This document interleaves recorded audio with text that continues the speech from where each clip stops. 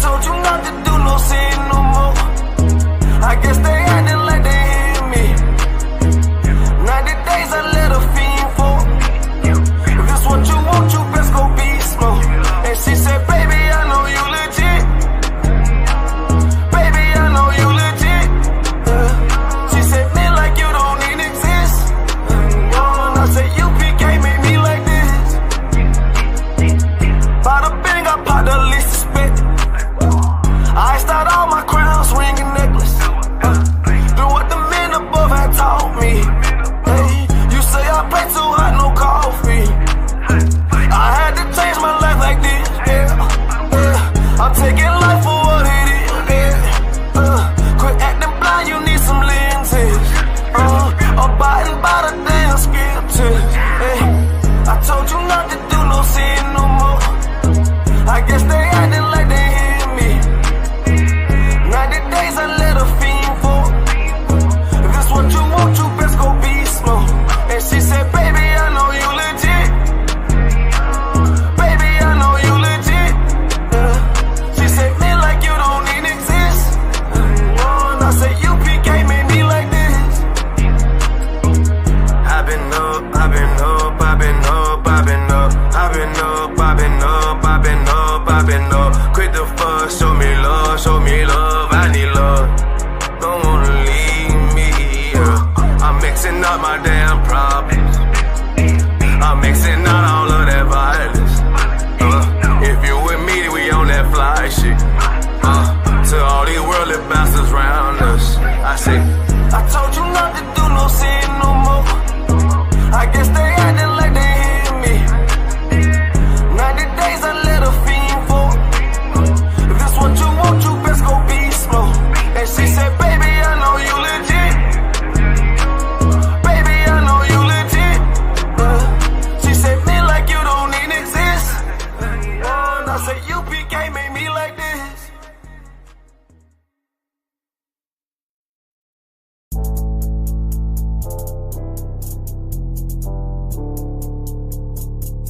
According to God, the white man is the devil. You see, I've been in here for a little minute. You know what I'm saying? And I see niggas, they like to talk a lot. They like to claim leadership. They like to claim this and that. You know what I'm saying? They like to be above what they really is and have authority. But they don't really need that authority. They don't really know what to do with that leadership. You understand? You hold hands with this white man. Need to stop and ask you to give a damn what you talk about. Don't give a fuck what you believe, nigga. Gotta stand up and serve my God. We don't pray on our knees, nigga. Yeah. See, everybody ain't with all that peace talk. Everybody ain't with all that bygone be. Boy, ask you to stop and ask you to profit. It's about to get serious. When they hit us with dope and kill us with crack, where the fuck with your leaders? I'm curious.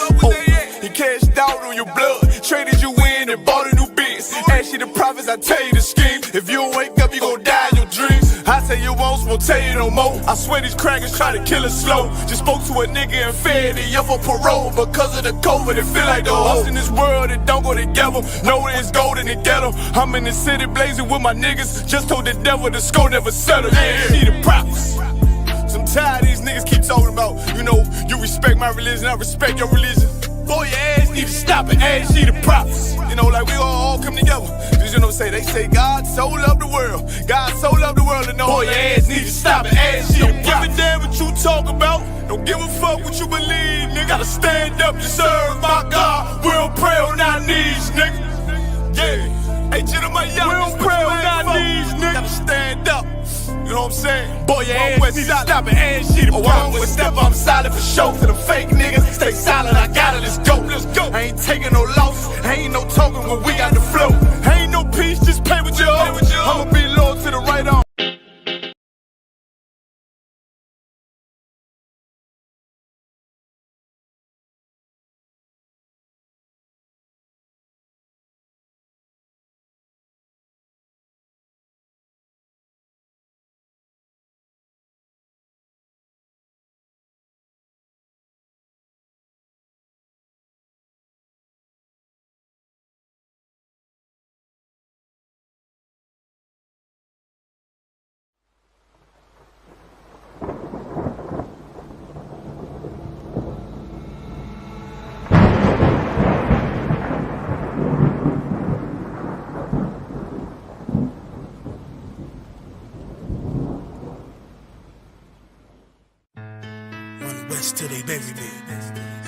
one west till they bury me.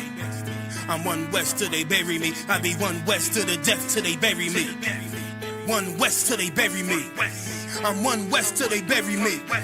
I'm one west till they bury me. I be one west to the death till they bury me. I be one west to the death till they bury me. They ain't scaring me. Rip the soul out of Pharisee. Speaking heresy, it get you fucked up apparently. It's like they daring me. I said chill, they ain't hearing me. They ain't listening. Every bar nitroglycerin. Hit your heart, bring it back to start, make you live again. Get them dividends or we start getting ignorant. I be on that soldier shit. I told you shit phenomenal. Nah, but he abdominal. So what you suckers trying to do? Rhyming comical, guess it's funny until I'm bombing you. Bring apocalypse to them pussy niggas that's popping shit. Team of all-stars, I coach them up like I'm Popovich. Fuck the politics and the lobbyists and apologists. They vagina, so we gon' check them like gynecologists. It's kinda obvious how the situation is ominous. The way I vomit this and regurgitate for the audience. They start applauding this cause the competition is fraudulent. From the era where niggas smoke you up like a parliament. The flow been stupid, shit has gotten retarded since all the dominance of one west rising to prominent. Cause I be one west to the death till they bury me. I'm one west till they bury me. I be one west to the death till they bury me. I'm one west till they bury me. I be one west to the death till they bury me. I'm one west till they bury me. I be one west to the death till they bury me.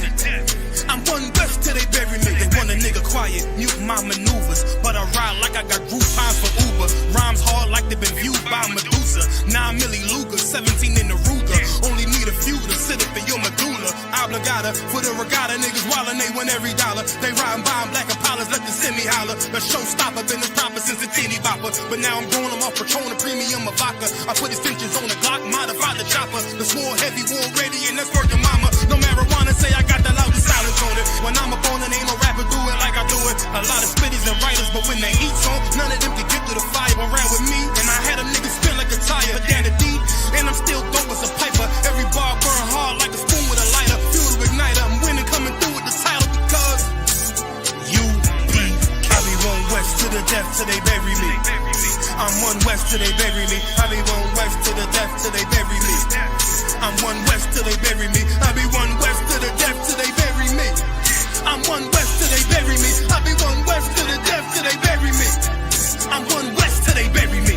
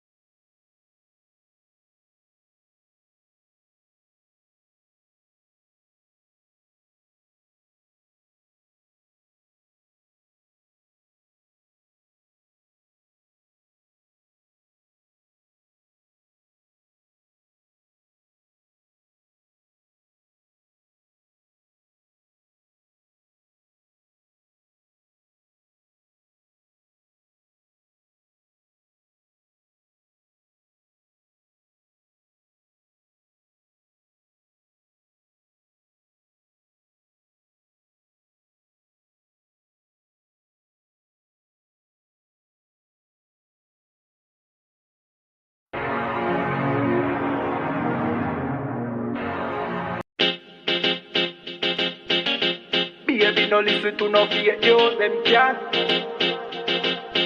Could do all it out and them never fake news. Notice say I just be a bad bitch, I get forward from with you. But the one you feel good girl, them easy. She never did a pictures, R-rated. Never did a pictures, half naked.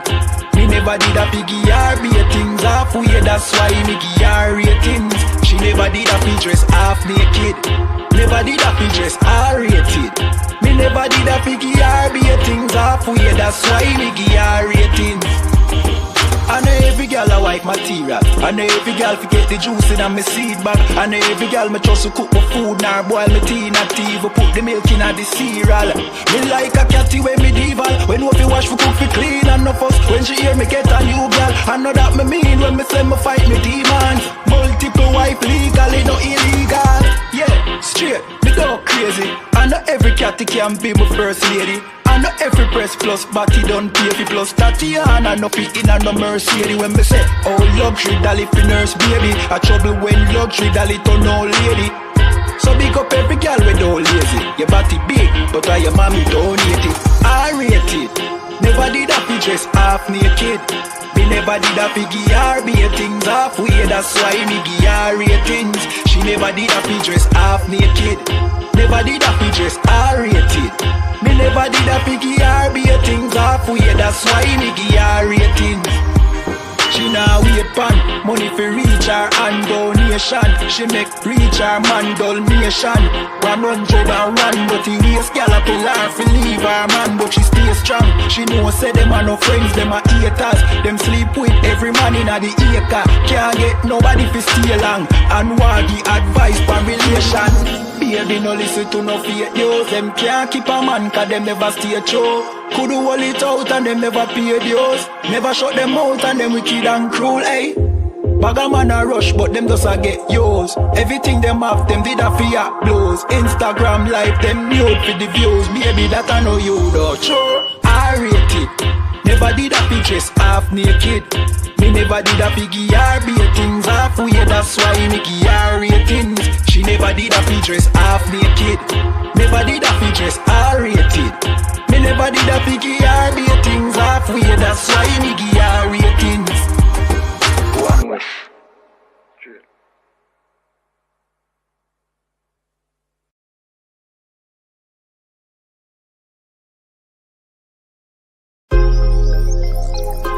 Yo, what about the bumbo clock to them boy, man? Bad mind never kill them. Suffocate to no pussy. Yo, status. Tell some boys we don't chat us. Anyway, my dogs go in on the street, them bad. Gun talking up with jeans member. If any somebody ever treat them bad, send the pussy them but meet them God. Louis V kicks, pan we feed them bad. Catch a new drip, dog we beat them bad. Look how we just come and we a beat them bad. You know sister we's them dad. Hey, but anyway though, this a no playground. The Glock 19, they have to stay round. Nah take no check with me payroll. Anything rise up, play down. Them a send check but they won't. Dog we will make it step if they don't. But at the same old, said them want smoke but the grab a done flame out.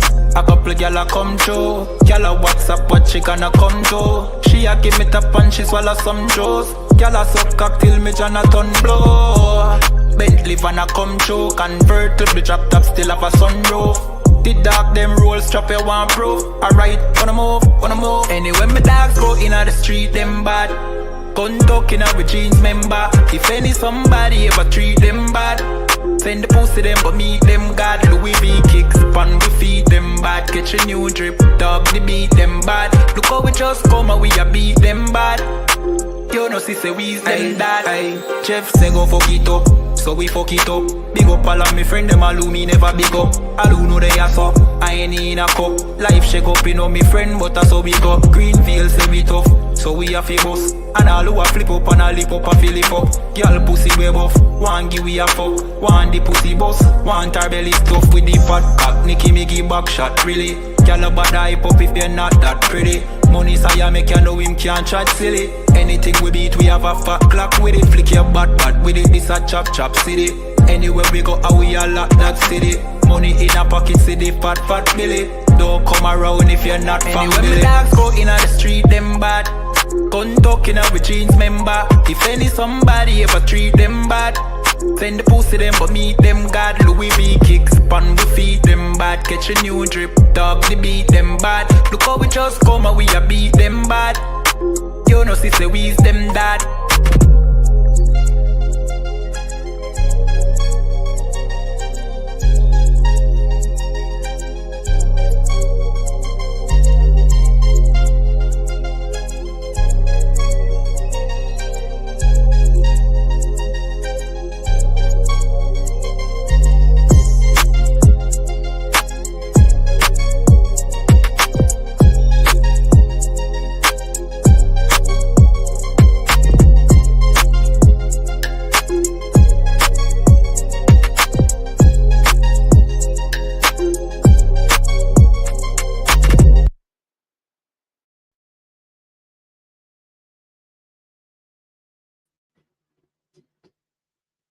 All right, clap it up. Clap it up. We are the ISUPK, started out on West 125th Street, Harlem, New York, under the command of General Yohana. And we teach that blacks, Hispanics, and Native Indians are the real, true, biblical Hebrew Israelites, God's chosen people. Okay, just a quick rundown of what we're going on in the school. And then we'll jump straight into tonight's class. So Monday night, we've got the law class. Tuesday night, we've got Wednesday night, the history class. Thursday night, the scripture breakdown class. Friday, we'll have 2 epic shows. We've got a class, a Lashwan Kodash class, which is God's holy tongue, the Most High's holy tongue. And then from 9 till 11, we've got our radio show, the podcast on the ends. That's right. Okay, so all the live classes from the school are Monday, Wednesday, and Thursday, 7 till 9 streamed on Twitter, Facebook, and YouTube. Okay, and Tuesdays and Fridays class are not accessible to the public, the so-called blacks, Hispanics, and Native Indians at the school. The school is not open on the Tuesday and Friday, so don't. If you're thinking of attending the classes, the live classes from the school are Monday, Wednesday, and Thursday. Please try and bear that in mind. We don't want any brothers, sisters waltzing down to the school on nights when the school is not open. Okay, that being said, okay, we have a Saturday morning Sabbath service, 10 to 11, and then we hit the street for street camp from 12 till 5. Alternative weeks, Leicester City Centre, Leicester Central, and Birmingham Central, at the bottom of the Bullring ramp. That's where you'll find us on a Saturday afternoon, keeping street camp. And don't forget Saturday morning Sabbath service. That also is accessible from the school. So you blacks, Hispanics, and Native Indians, get yourself down to the school for the Sabbath service Saturday. That's right. This is the home of the truth. This is where you're going to find out who you are, where you come from, what's happened to you, and what you need to do if you believe in the Most High God for salvation. This is where you're going to find it, nowhere else. Okay? That being said, we're going to jump straight into tonight's class. Like to let them know this week we left out the clock tower and the class at 5 to 7 as well in Maidstone Road as well. Okay, so yeah, we've got a street camp this week in Leicester Central, Leicester Clock Tower. That's at the city centre this Saturday, 12 till 5.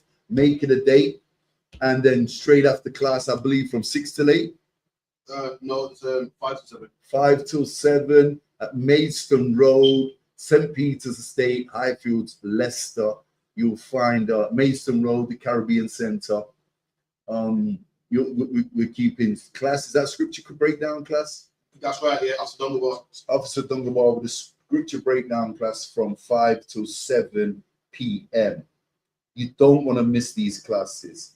Okay, we're in turbulent times now. You see what's going on with Trump, Greenland, Ukraine, Russia, in the Middle East, the Gaza Strip with the fake Jewish man, and the Arabs, the Palestinians.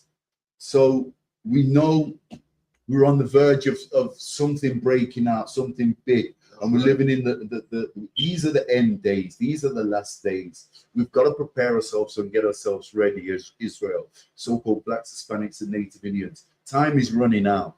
Okay, so tonight's class is called Badagry, Point of No Return. First of all, what is Badagry? What is Badagry? What does it stand for? And where is it? Badagry is a place where the so-called blacks, Hispanics, and Native Indians were stolen from. We were stolen from, it's in the west coast of Africa, and we was put in yokes of iron and taken to slave auctions where we was sold, and then we was mounted as cargo onto slave merchant ships, and we sailed across turbulent waters, the transatlantic waters, through the transatlantic slave trade to the Americas, the Caribbean and South and Central America. And that's where we are today. Not all of us, we scattered to the four corners of the earth, but this is where slavery begun. Okay, and if you know this is a law class, if you can comprehend or fathom anything to do with the laws of the Most High God found in our records, the Holy Bible, King James Version 1611, you will understand that slavery was a judgment. Slavery was a judgment, not just any judgment, it was a punishment heaped on you so-called blacks, Hispanics, and Native Indians because of our disobedience. That's right. Because we were a stiff-necked people, according to the Bible. We were a stiff-necked people, according to the Most High God. We couldn't listen, we couldn't hearken. We didn't want to know. We wanted to turn our face away from God. We thought we knew better than the Most High God. And look what happened to us. Okay? Badagry happened to us. That's right. A point of no return. So if Badagry is the location of the beginning of slavery, why did it become infamous and known as the point of no return? That's because when we leave there, she ain't coming back. That's right. That's from Captain Crathius in class. He said, because once you left the point of Badagry, there was no coming back. Once, if a slave wasn't mounted onto one of the slave ships, it was probably because for two reasons. They either was not ready, they was not ready for the journey, they wasn't deemed ready or fit enough, or they escaped, which was few and far between. Okay, but once you was mounted as cargo onto that slave ship from Badagry, there was no coming back. There was no coming back to then what we called home, one of the tribes that you belong to, because we weren't Hamites. Remember, we wasn't indigenous to Africa. We'd been there for 1,500 years, 70 AD, according to our historical records and according to our biblical records. We'd only been there 1,500 years. We weren't indigenous to Africa. We was indigenous to Israel. That's right. What the so-called white man today calls the Middle East. Okay, so if Badagry was the location, the point of no return means once you was packed, once you was gagged and bagged, so to speak, and mounted on these slave merchant ships as cargo, there was no coming back. That was the point of no return, Badagry. And it was a rough journey to get to the coast, to Badagry. Imagine, we was caught inland in fishing nets, and we was put into wooden carts and wooden kennels, wooden cages, and these cages were designed to fit 6 goats, 10 lambs, and they'd be shoved and rammed with 30 slaves, 30 so-called Negro slaves, 30 so-called Black, Hispanic, and Native Indian slaves. So can you imagine the condition of us before we even got to the boats, just on arrival to Badagry, the point of no return? So we're going to watch a quick video about that, because I just come back from Badagry and done a report. Okay, so I was there for a month. I'd done an intense report on the point of no return, which was Badagry. And this was the biggest slave port on the west coast of Africa.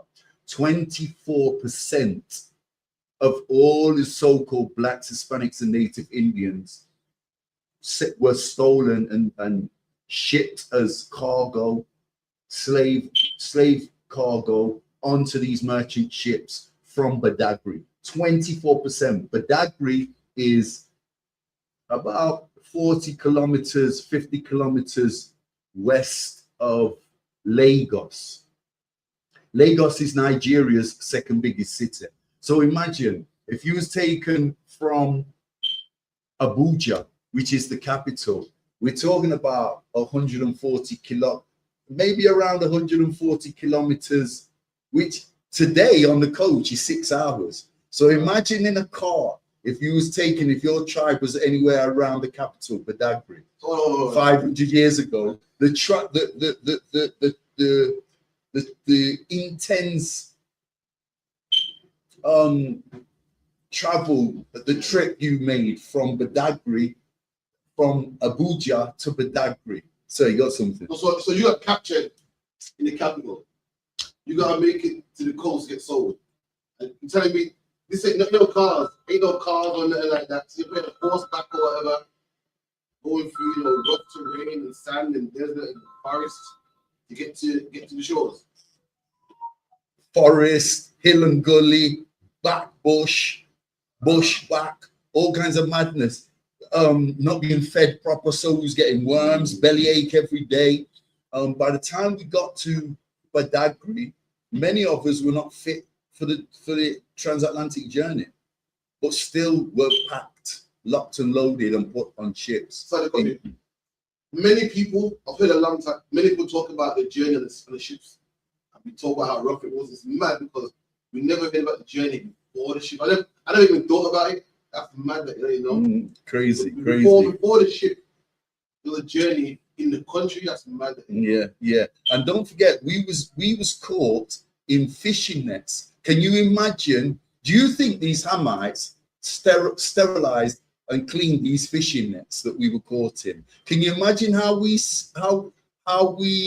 stunk by the time we got to the slave port of Badagry, the point of no return? Can you imagine how our ancestors, our grandfather smelled? And remember, we're the cleanest people in the world. We gave the world hygiene. That's right. Without you so-called blacks, Hispanics, and Native Americans, the Europeans were living in caves. And for 952 years, the Europeans lived in caves and didn't know how to make fires and couldn't build fires and didn't know how to wash. It's just the other day the so-called Europeans learned how to wash. Who did they learn how to wash from? You got something, Mozart? You know that I was watching a documentary about the same thing about hygiene standard. Some of these so-called didn't want to bake and they think like it's gonna harm them in their beard. Yeah, so Officer Mozart said there was a period of time in the so-called white man's history where they was frightened to wash. They was frightened to cause friction on the skin and get rid of that top layer of dead skin cells, which is why we rub our skin when we're in the shower. You don't need, contrary to what the white man's taught us, the so-called white man, you need soap, you need this, you need that to be clean. No, you don't. If you notice, the more soap, the more Radox you use in the shower, the tighter the more cream you use when you come out, because the more hashy you become. The more chemicals you put on the skin, the tighter your skin becomes. All soap does is tighten your skin. It doesn't necessarily clean your skin unless you've got a Dettol bar of soap. Yeah. What constitutes hygiene and self-cleanliness is shedding that top layer of dead skin cells. So the underlayer of new skin cells is surfaced, comes to the surface. And that's why we use friction and water to help. It happens 24 hours, just like reptiles. We shed a top layer of skin every 24 hours, whether you're sleeping in bed, tossing and turning in bed and rubbing, and that top layer of skin cell, you always see them little white dots in your bed sheets. That's your dead skin cells. When you get out of the bath or the shower and you see that ring around the bath, the top of the bath, that's a layer of dead skin cells. We get in the shower and we help that process by causing friction. That takes off the top layer of skin cells. Now, according to, well, not according, but factually, Officer Mozart just said he's watched, was it a documentary or something that he watched where he saw that the so-called white man, the European, was afraid of this friction, this action of friction and water. Okay, and look at today. Fast forward to today. Look at commercialism. How fragrances and soaps are commercialized to confuse the world, to make us believe it's the amount of soap suds and the amount of aftershave you put on which constitutes self-hygiene and cleanliness. No, it does not. All that does is makes you smell different, makes you smell nice, or so allegedly, according to them. And I'm not saying I don't use deodorant. I do, but Deodorant and soap is not what constitutes self-hygiene or cleanliness. So water and friction. I mean, you can have a dry wash. If you've got a sponge or a flannel, what constitutes cleanliness and self-hygiene is that top layer of dead skin cells being shed and a new layer of skin cells coming through. That's what constitutes cleanliness. But moving on with the class, we're getting a bit off topic here. Just pull me Exodus 32 and 9 real quick before we go into the video. Got a lot of precepts tonight. Okay, this is a biblical law class, so we're going to have a look at the law. And this, let's not forget, Badagry was a judgment. It was a punishment because we couldn't keep the law. Imagine we'd have been keeping the law, the transatlantic slave trade would have never happened. That's to right. us. Imagine we had kept the law, okay? Egypt would have never happened to us. That's right. Imagine we kept the law, Assyria, Persia, Macedonia would never have happened to us. All these slaveries and captivities we experienced was because of the law, because we couldn't keep it. We couldn't listen to our father and do as we were damn well told. That's it, period. There's nothing else to this. Exodus 32 and 9, Barbara Shaw. The book of Exodus. Just before you read it, this precept illustrates and demonstrates the reason we went into slavery, because the Most High God told Moses we were stiff-necked. Read that, Barbara Shaw. The book of Exodus 32 verse 9. And the Lord said unto Moses. And who said to Moses? And the Lord said unto Moses. Read. I have seen these people, and behold, it is a stiff-necked people. No, it's an obedient people. It's a stiff-necked people. It's a people that love to listen all the time. It is a stiff-necked people. And who are these people that the Most High God's telling Moses about? Children of Israel. The children of Israel, as so-called blacks, Hispanics, and Native Indians. Read that again, Baba Kashaw. Okay. Exodus 32 verse 9. And the Lord said unto Moses, I have seen these people, and behold, it is a stiff-necked people. We were a stiff-necked people, and guess what our punishment was? We ended up with a yoke of iron in a slave auction in Badagry, where we were sold by indigenous African Hamites kings and their version of lords, earls, and what else have you got? The hierarchy of dukes, their version of the United Kingdom's dukes, earls, and lords, and kings and queens. Africa had their fake royal bloodline in these days. We're talking about approximately 500 years ago, and they had a fake royal bloodline, especially in Nigeria and Ghana. And we're talking specifically here about Badagry, which is one of the major cities in Nigeria. Like I said, it's 30-40 kilometers west of Lagos, which is Nigeria's second biggest city. In fact, I think Lagos is bigger than Abuja. Lagos is the original capital of Nigeria. It changed to Abuja. I'm not gonna teach what reason, because I'm not sure. I think it had something to do with location, like Kingston and Spanish Town, and London and Manchester. Manchester being the original capital of the UK, and they wanted a capital in the southern part of the country for import-export with Europe. That's why London, because it's in that gap there of the Sheppey, of the Isle of Sheppey, the Thames estuary that opens up and goes out to sea. London's right there on that coast there. So it made it easy to import and export, like Liverpool. But Liverpool's on the other side of the country. So that's, and Badagry is one of the major cities in Nigeria. But if we look at Badagry, 24% of slaves sailed from Badagry. That's a staggering statistic. That's a quarter of the west coast of Africa's slave trade. Tell me something about Badagry, is that right? So like you said, Can I read it? go ahead, sir. Right, my bad. And it reads, Badagry was one of the routes that benefited from the ongoing slave trade conflict between Port Novo and Dahomey at the end of the 18th century. Slaves taken during inter-village conflicts were auctioned off at Badagry. And there you have it.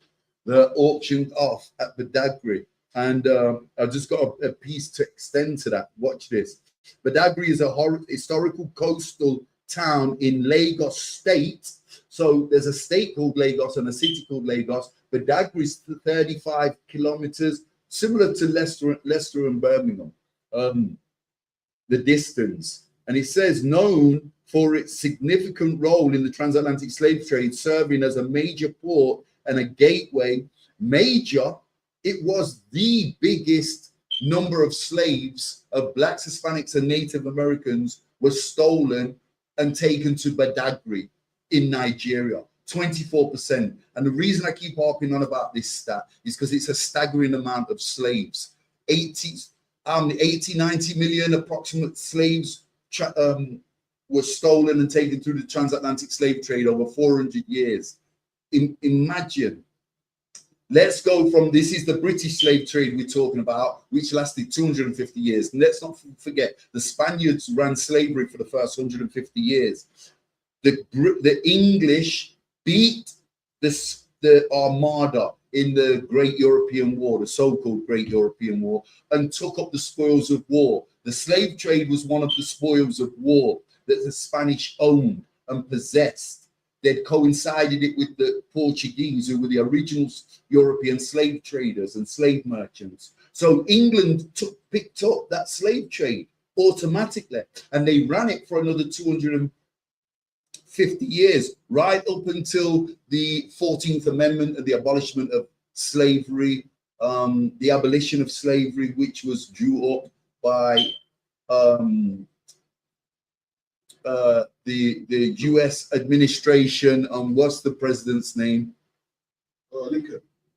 President Lincoln in 1864, and executed a year later in 1865. Okay.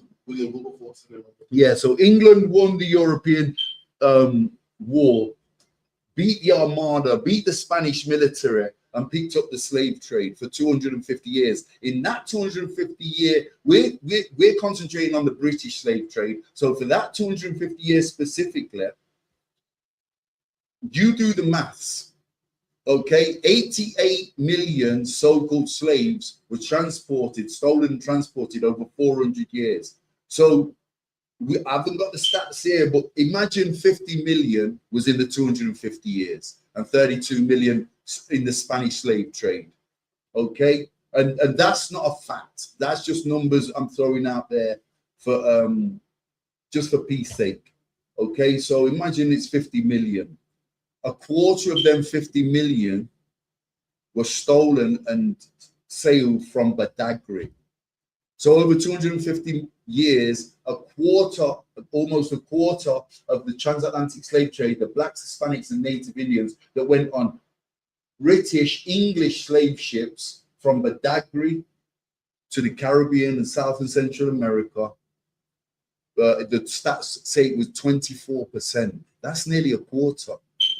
That's nearly a quarter of the entire of the west coast of Africa's slave trade. And let's not forget, most of the West African countries were trading slaves, were trading us, blacks, Hispanics, and Native Indians. Togo, Benin, Ghana, Cameroon, Ivory Coast, Sierra Leone, Gambia, Mali, Senegal.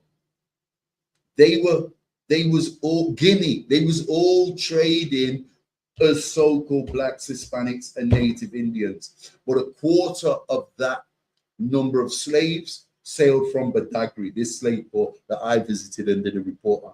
Let's watch the video.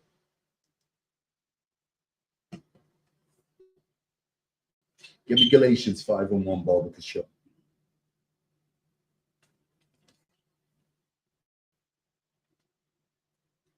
The well was dug in 1847 by the slaves, and ever since then, this well was made in 1847.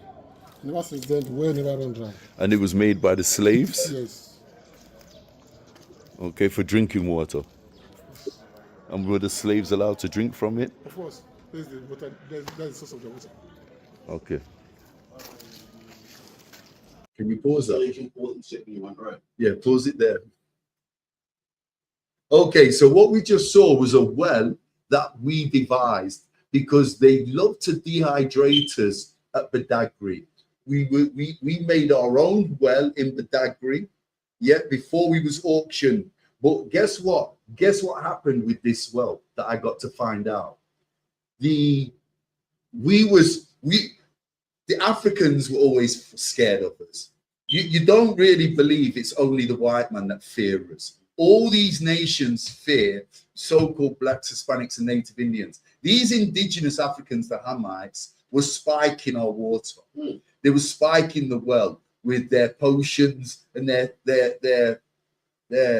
concoctions that was making us docile, to keep us docile and submissive. So this submissive thing that the so-called white man put us through on slave plantations in the southern states of America, the southwest states of America, and the Caribbean islands and South America, we can't say for sure that they got it from the Hamites, but it was an identical mistreatment of our people.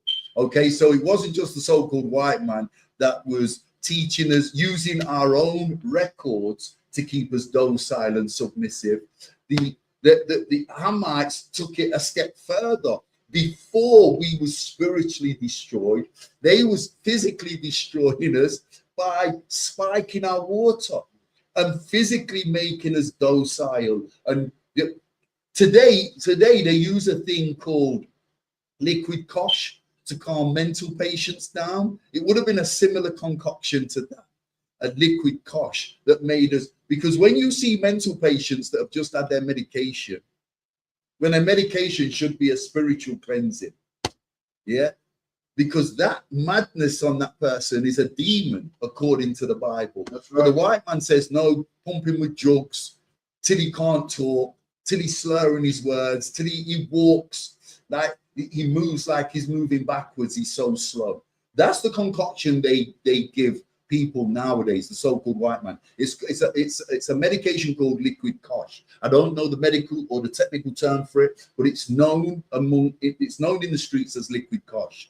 That would have been a similar concoction that the Hamites was putting in the well that we made at Badagry to make us docile, slow, and submissive. You got something, other one? Yes, this one nice. So Lakia, where was the well as well?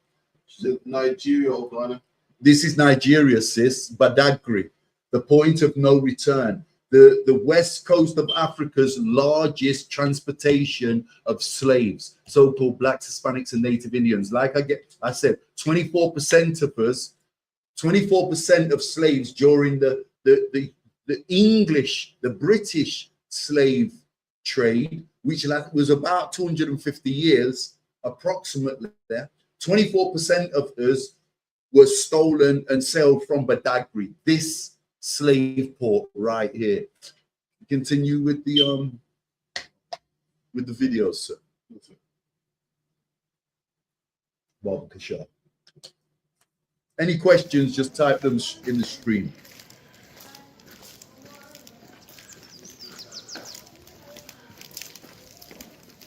This is the court of Circular Sabbath, where he used to pass judgment. And was there any trading going on here? The court. The court. Yes, that is the court of Circular Sabbath. And also the CUZ Palace. Who's where we was lined up? Yeah, come. Okay, so this was the slave auction. What we're looking at now is the actual slave auction, where they had a wooden podium, like a stage in the background, and we was lined up along there with we had yokes of iron around our neck, and there was an iron pole across the top that we was chained to. So we wasn't only chained and shackled from the feet and hands, we was tied to a metal pole above our heads, like we was about to be hung, like we was on the gallows. And that's how they used to hold us, because we was a rebellious people. We would have ran out of the slave auction and up the beach or into the water, and whether we could swim or not. Okay, look, it's over. I think, what's the stat? 45% of us that was thrown overboard. The majority of us, the stats higher than 45, the majority percent of us couldn't swim. And we, not that if you got thrown over in a ship in the transatlantic slave trade, you would survive anyway, treading water for God knows how many days. But the majority of us could not swim anyway. So we was doomed and drowned. So, you know, not to say that a lot of these sharks that was eating us was eating dead carcasses because we had already drowned. But some of us were live bait to the sharks. But this is the actual slave auction where the African kings auctioned us. We was a possession of theirs, and they was auctioning us to slave merchants. So this is the original slave auctions, and then the Portuguese, the French, the Spanish, only the so-called white slave merchants bought us from here, from the African kings and the African hierarchies. Yeah, and from there, when we sailed across the transatlantic slave trade, then your average Joe Bloggs came to the auctions in the Americas, and your average Joe Bloggs, so-called white man, were entitled to buyers and possessors and owners. Okay, that's just a short rundown of the transatlantic slave trade. But these were the first slave auctions on the west coast of Africa, Badagry. This was where we was kept in the worst conditions. We think that slave plantation was bad. Some of us were happy to get out of Africa and see them slave plantations, because how we was kept in Badagry was not fit for any human being. Believe that. Let's watch the end of the video, Baba Kashar. Here, slaves. Judgment to the slaves, likewise the Muslim society that cover. For what crimes? What crimes were they being judged? Any slave that used to go to the farm. Rebelliousness. Yes, and they used to go to the farm, so this is where the judge them. Okay, so rebellious slaves were brought here to this spot here, yes, and they were judged. And what would be their judgment generally? Sometimes they behead them, sometimes they kill them, sometimes they hang them. You can see the one they hang. Come. Okay, so if you look at the side of the slave auction, there was a little chambers. That's where they was judged. So if you went into the slave auction kicking and screaming, you'd be taken on the spot to the chambers next door. You'd be judged, and you'd either be beheaded or hung. And the spot where they hung, I'm sure in the video you'll see it, is 20 yards away from the auction and the chambers where they were judged. So this all happened within a couple of hours. You was kicking and screaming. You was trying to get out of your chains and shackles. You was trying to release yourself from your bondage that these kings' servants and workers and military men had put you in. And you would be taken to one side, judged. You wouldn't get a warning. You'd be judged in the chambers next to the slave auction. And then from there, you'd be marched 20 yards across to the gallows, and you'd either be beheaded or hung. This sounds very similar to the slave plantations, right, where we were whipped, where we had our feet chopped off so we couldn't run away, and where we were hung from trees. Very similar experience, if not worse. Let me not say worse, because nothing's worse than the treatment than the so-called white man, the oppressor, did to us. Okay, but these Hamites did us no favors. They did us no favors. Let's continue. Okay, so rebellious slaves were brought here to this spot here, yes, and they were judged. And what would be their judgment generally? Sometimes they behead them, sometimes they kill them, sometimes they hang them. You can see the one they hang over there. Where? Down. So they bring the slaves here to judge them and then hang them, yes, across the court.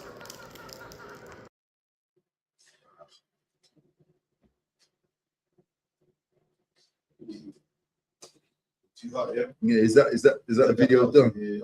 Okay, so that was the tour guide I was with there. Okay, and we went all around that slave auction. That's a very small portion of the tour. There was museums. There was an ancient ship, and tour guides for each and every individual spot. There's about 5 museums that I visited in Badagry. This is not a museum. This was the actual point of no. This is not the actual point of no return. We visited the point of no return. This was the actual slave auction where slaves were sold and judged, not where they was captured. This is where we were sold and judged, so-called blacks, Hispanics, and Native Indians. And this was the tour guide for the slave auction and chambers. When we talk about chambers, we're talking about a courtroom, what we call a courtroom nowadays. And you saw at the side of the auction, it was a segregated room that was about 15 by 15. So we was just marched into there. We was taken down off the metal rail with the yoke of iron still around us, 2 guards either side of us, one of them holding the chain so we couldn't run off. We had a heavy iron ball around our ankles with chains on both ankles, and we had chains and around our wrists, and that chain would be hooked up to the chains to the ankles, and we'd be marched 10 yards next door through the door into the chambers, or what we call nowadays the kangaroo court, and we'd be tried on the spot for being rebellious, giving the guards who were holding us and the servants trouble, and we'd be sentenced to death. And that punishment would be a beheading or a hanging. And let's not forget, we didn't get a chance to say bye to our children and our wives. We was marched 20, 30 yards. Do you see where the well was? Back to where the well was. Just at the back of the well is where they hung us and chopped our necks off.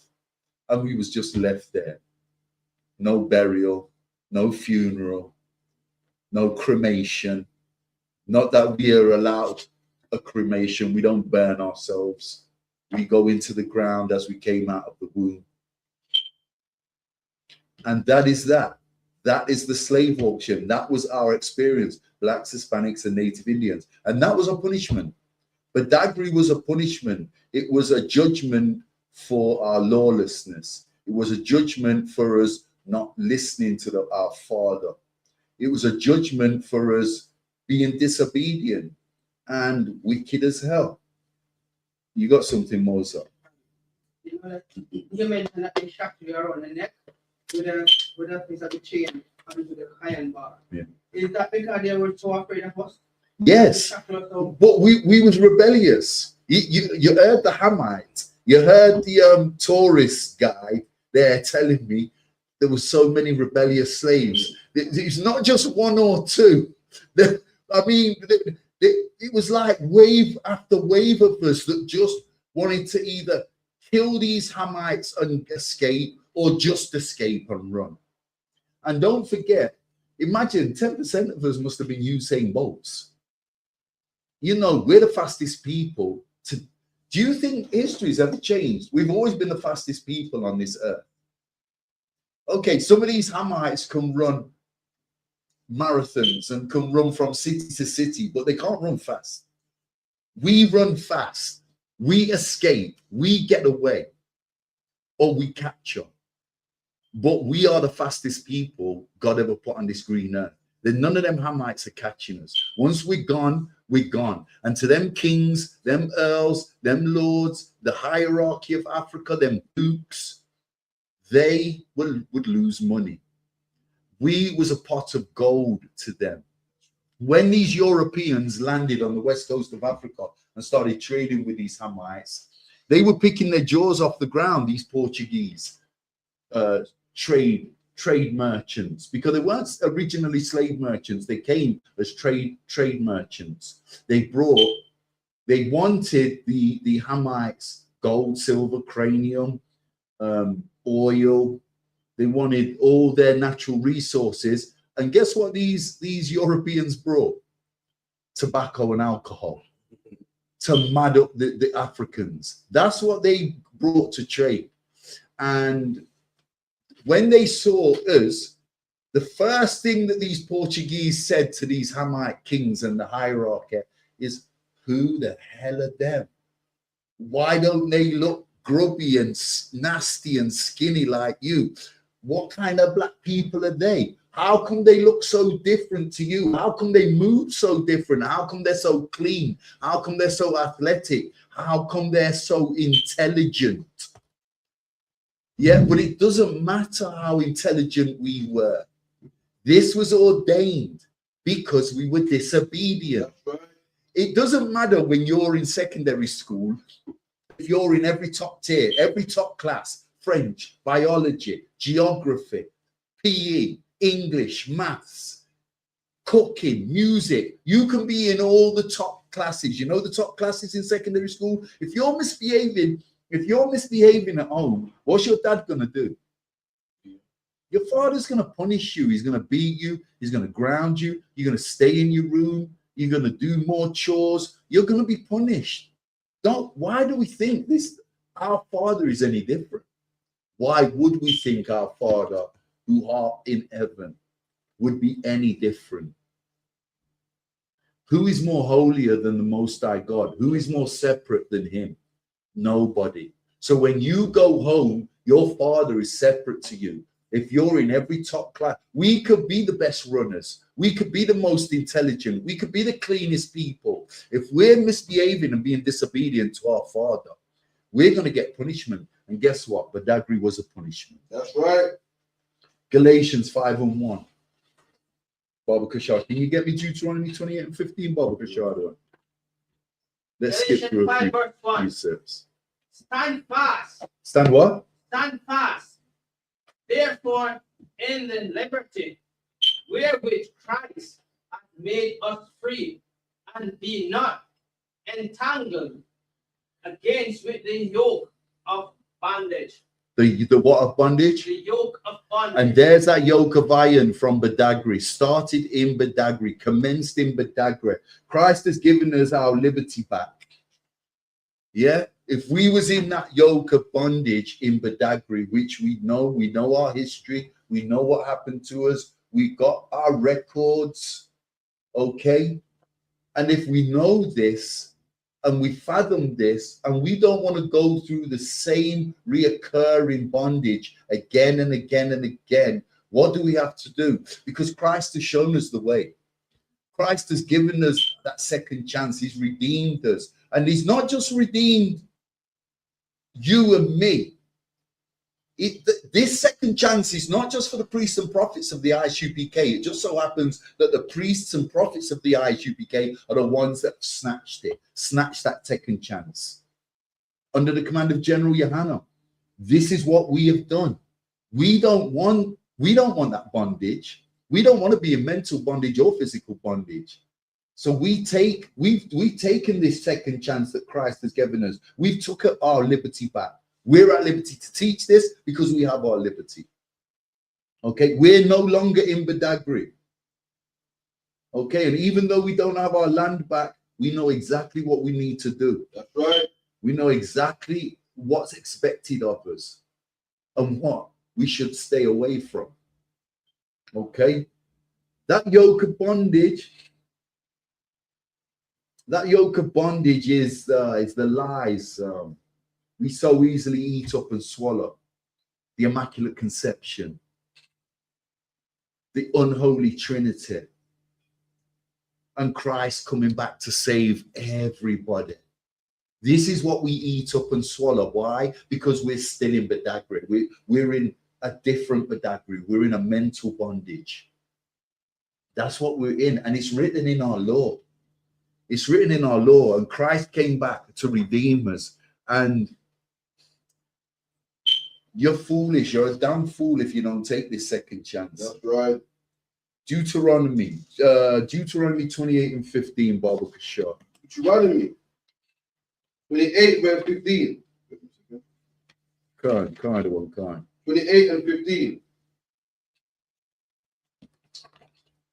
In that one page, I want to know. But it shall come to pass, if thou wilt not hearken unto the voice of the Lord thy God, to observe to do all his commandments and all his statutes, which I command thee this day, that all these curses shall come upon thee and overtake thee. Okay, so Badagry was never made for us, but became our punishment because of our disobedience. Badagry was a curse. That's right. Badagry was a curse. And I imagine you want to reverse that curse and turn it into a blessing. What must you do, Officer Mozart? And how do you do that? The Officer Mozart answered by saying, you keep the law, statutes, and commandments. And that's what we teach, because this is a law class. And how do you keep the law, statutes, and commandments? Yeah, but physically, how do you keep the law, statutes, commandments? Where do you go to learn them? But for the listening public out there, you so-called Blacks, Hispanics, and Native Indians, where would you go to learn these laws, statutes, and commandments and to keep them? You go to the congregation like ISUPK will teach you. You go to one of the ISUPK schools. That's right. And you would become a student, and you'd do your 90 days, and you'd get your name. And you'd get your name, and you would study. And then you'd study, and you'd take your officer's exam. That's right. And you'd pass your officer's exam, whether it takes you one, 2, 3 times or 10 times. You pass your officer's exam, and you start to pass this on as it was passed on to you.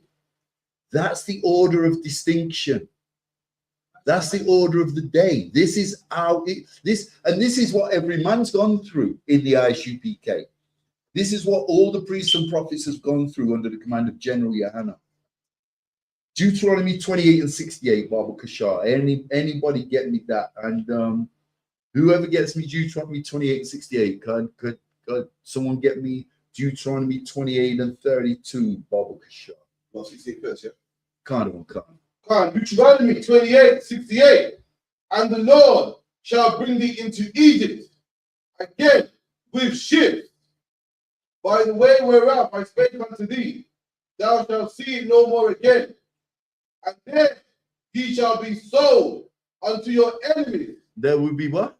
Sold unto your enemies. There you go. Yeah. For bondmen and bondwomen. For what? Bondmen and bondwomen. Okay, so this is one of the most recited precepts in the Bible, in the UPK. This is one of the most recited precepts. We have taught this from day dot more than probably any other precept, without me again going into stats. Okay, we were cargo from Badagry. That's what this is talking about. Okay, so if Deuteronomy 15 and 13 is regarding to Ramesses and Pharaoh and our first 400 years of slavery, in fact, just get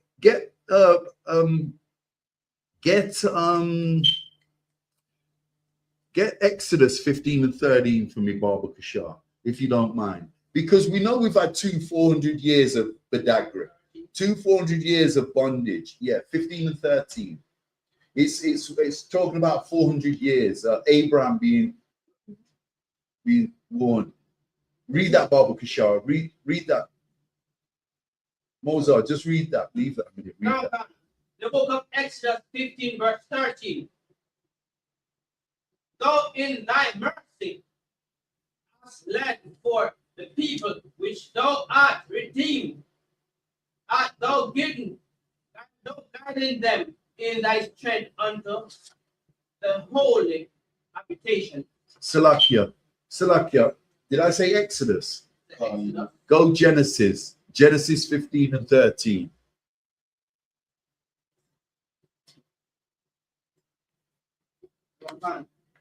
The book of Genesis 15 verse 13.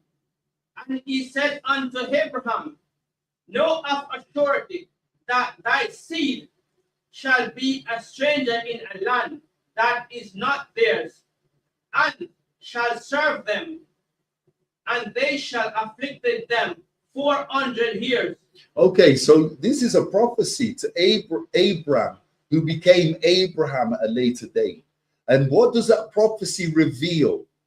That we would go into bondage for 400 years, and that was Egypt. Now read Deuteronomy 28 and 68 again, just to illustrate and demonstrate. We've been into two 400 years of slavery, 8 centuries, and this is discounting the Assyrian captivity, the Persian captivity, the Macedonian captivity, the Babylonian captivity.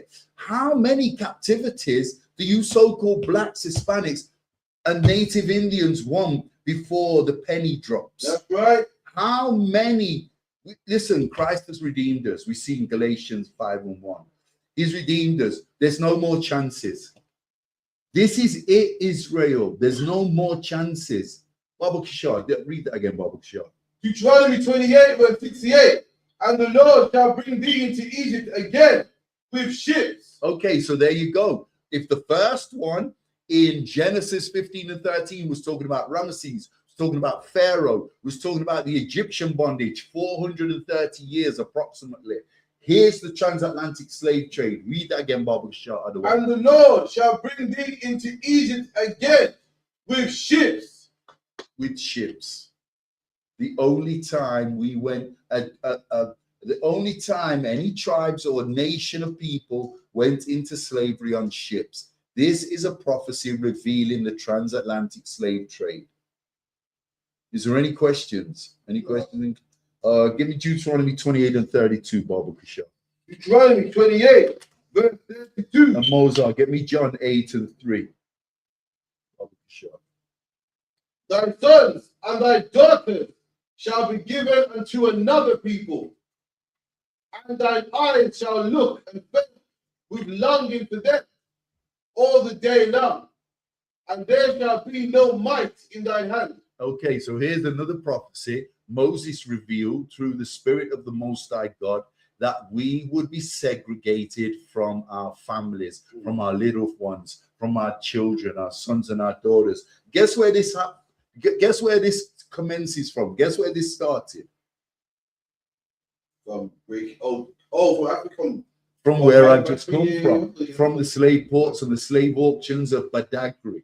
This is where the segregation of families begun. And 15% of slaves, according to the oppressor's records, never made it to the Americas. 15% of us never made it. Google it. 15% of us never made it. So if approximately 50 million, and that is not a fact. 15% is the statistical fact, okay? But when I said 80, 90 million of us went through the transatlantic slave trade of 400 years, 4 centuries, and you've got to think, you've got to weigh out the portions intelligently. If the Spanish owned the slave trade, the transatlantic slave trade, for the first 150 years approximately, and the British picked up the slave trade for the latter part of it, the 250 years that they ran the slave trade, we can roughly work out without the stats that 30 million was stolen by the Spaniards and 50 to 60 million were probably stolen by the Brits. Is that fair to say, Captain? Yeah. So if we bear that in mind, if we've got a stat of 50 million through the British slave trade, the transatlantic slave trade, when it was run by the British, 15% of them slaves never made it. What happened to them slaves, the so-called blacks, Hispanics, and Native Indians that never made it? One, I'll give you a heads up. One, out of that 15%, some of that 15% died on the ships of diseases. Okay, so where would the other portion in that 15%? What would have happened to them, Matt? That judgment in the chamber, that could be one of them. That's another one. What else? Rebellion, war. That's the one I'm looking for. Shark food. A portion of this 15% became shark food. And according to what I learned in Badagry, the larger portion of that 15% that didn't make it to the Americas and the Caribbean and Central and South America and the Caribbean, the largest portion of that 15% that never made it were shark food, became shark food. So I'm not going to split the 15% and say 2% died of disease and 1% were killed in the slave auctions through rebellious behavior, and then 13% became shark food. But you can do the research yourself. If you need the numbers, just know that 15% of us never made the journey. 15% of us never finished the journey. May have started the journey, but like the captain said, a portion of that 15% were killed, were beheaded and hung in the auction after the chambers, after the adjudication or the kangaroo court. So you can paint your own picture of what Badagry, the scene of Badagry, and what it was really like. It was just as horrifying as any slave plantation in the southwest coast of America, the southern states of America, and the islands in the Caribbean and South America. It was horrific. Badagry. Some of the things I saw and learned in Badagry were horrific. Horrific. John, I told you John 8:3. Give me John 8:34, Bob Shaw.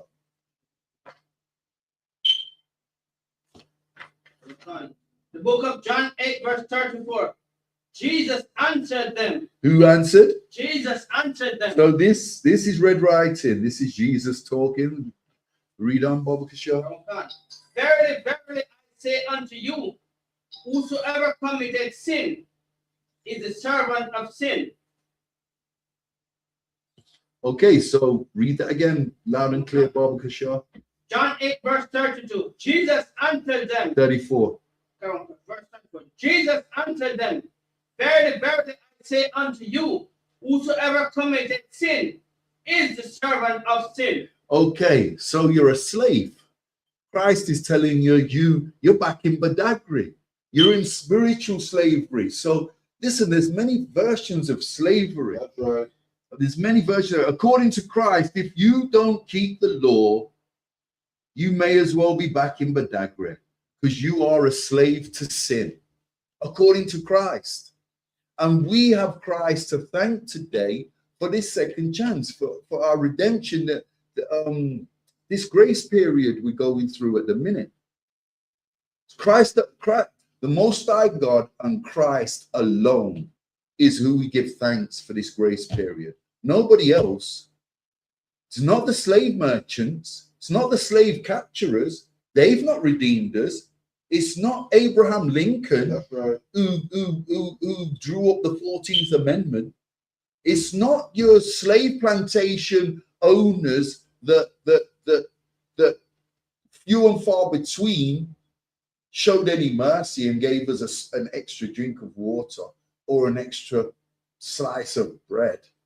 They did that not out of mercy. They did that out of greed, because they knew an ill slave would lose their money.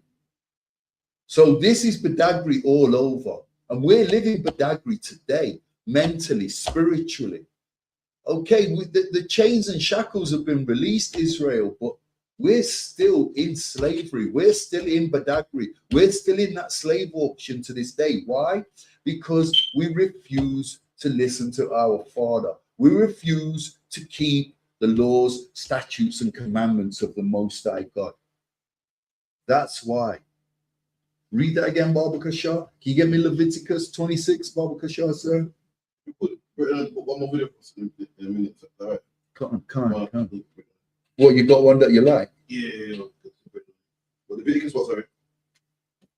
No, give me I want John 8:34 reading again. I want Leviticus 26 and 38, Bob Shah. Okay. Book of John 8:34. Jesus answered them, verily, verily, I say unto you, whatsoever committed sin is the servant of sin. So if you understand this precept, you see how important it is to get in one of the UPK schools and start learning these laws, statutes, and commandments. You're a servant to sin. You're a slave to wickedness. That's right. You're a slave to Satan. You work for Satan. If you cannot keep these laws, and we can hear it now already, you so-called Christians up in the church saying, have you heard what these guys are teaching in the UPK? But we teach nothing that's not in our records.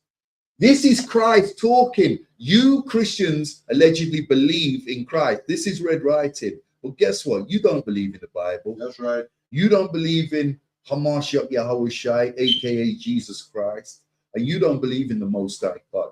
And that's the real problem for our people, as so-called Blacks, Hispanics, and Native Indians. We refuse to believe in the very thing we take claim to. Why? Because of Badagry, because of Egypt, because of the transatlantic slave trade. Right. We've adopted and inherited what the white man has taught us and told us. What the so-called white man used to keep us submissive. So if these Hamites used concoctions and spiked our water, the white man was very subtle with his trickery. He did it spiritually. He did it through our own records. He wasn't as obvious as the African, as the Hamite. The African just spiked our water and said, oh, screw these Negroes. They're not us. We hate them. We're just going to make them docile and submissive because they're stronger than us. They're faster than us. If we don't do this, they might overrun us and overtake us. They're too much for us. And we were the smallest in numbers according to our records. And the white man knew this. The white man had a similar, worse and similar spirit to the Hamite, to the indigenous African man. And we want to call ourselves Africans. That's right. But it's a separate, segregated black nation, black people that did this to us. They started the ball rolling. They built Badagry, not us. We didn't build Badagry. No Negroes, no Blacks, Hispanics, and Native Americans built Badagry. The Hamites built Badagry with us in mind as a possession to make money, to sell to the so-called white. That's it. And did you finish that? Or you're reading it again? And John 8:34, Christ is saying right here in red writing, who cannot keep the law, statutes, and commandments is back in Badagry. It might be spiritual this time, but you're back there in that slave auction. And 9 times out of 10, you know, a spiritual bondage can be worse than physical bondage. You know, your physical bondage is going to end one day. You're going to succumb to a physical bondage. Not true. You're going to succumb. It's going to end. When does it end? Your physical bondage ends when you die. But what does a spiritual bondage do? Children. On and ever through generations. Through generations. You cannot end that spiritual bondage until you snap out of it, until you walk through one of the doors of the ISUPK schools globally. That, and start to hear this truth and apply it to your life. That's when your spiritual bondage ends. Read that again, Bob. Sure. Okay. Book of John 8, verse 32. 34, verse 34. Verse 34.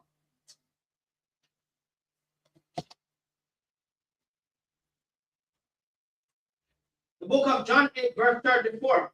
Jesus answered them, very, very, I say unto you, whosoever commits sin is the servant of sin. Who what? Whosoever commits sin Whosoever commits sin did what? is the servant of sin. Is the slave of sin. That's right. And sin, the definition of sin is wickedness. Wickedness. Okay? So just listen to this here. This is Wikipedia. Okay, this is talking about Badagry, and for those of us that are back in Badagry, in that spiritual bondage, that mentality of Christianity, Islam, Rastafarianism, and all the other schisms that our people indulge in and lay up in, fornicating, lying, thieving, committing immoral acts and sins, wickedness. Okay, so let's just see what we can find on Wikipedia. This is regarding Badagry, the slave port that I just came from, in the west coast of Africa, in the state of Lagos, Nigeria. Okay, so the point of no return. So there's sections in Badagry, like we've seen the slave auction, there's 4 or 5 museums, and there's a piece on the coastline called the point of no return. Okay, and it says, Wikipedia says, the point of no return in Badagry. Can you still hear me?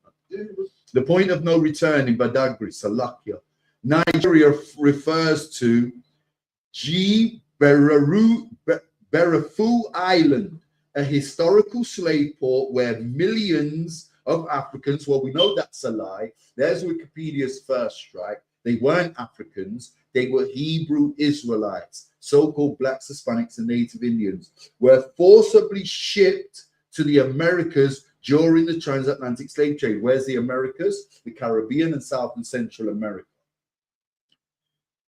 Symbolized, the transatlantic slave trade symbolized by monuments marking the final departure point before the ocean voyage, hence the point of no return. Okay, the slave trade featuring landmarks like door of no return. And you know this king, the king of Nigeria, he lived in Badagry. He had a house in Badagry. I went through the royal Badagry home, the house. I went through it. I filmed it where the king lived. And that was right there in Badagry. It was a royal house, a so-called royal house.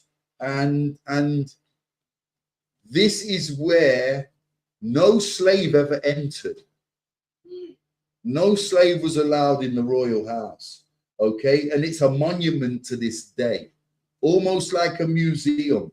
Parts of Nigeria's initiative, back to Wikipedia, to connect with its diaspora and promote heritage tourism, marking the brutal separation of families and culture.